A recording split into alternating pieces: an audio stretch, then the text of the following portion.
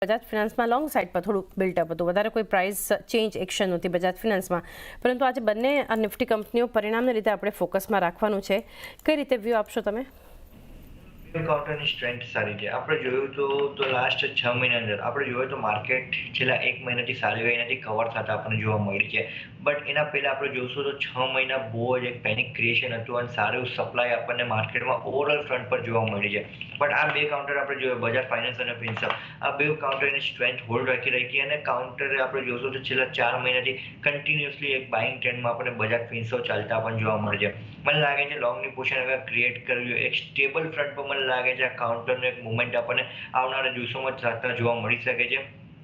જે હિસાબથી આપણે જોવું એનાથી તો એનાથી જે ટ્રેન્ડ ચાલી રહી છે અપ ટ્રેન્ડમાં કાઉન્ટર ચાલતો આપણને જોવા મળે છે. બાય એન્ડ ડિપ્સની સ્ટ્રેટેજી રાખીને ચાલુ છે. ડાઉન સાઇડમાં જે સપોર્ટ હતા કરન્ટલી આ કાઉન્ટરનો બનતા આપણને જોવા મળે છે એ 1900 લેવલ પર સપોર્ટ બનતા આપણને જોવા મળે છે.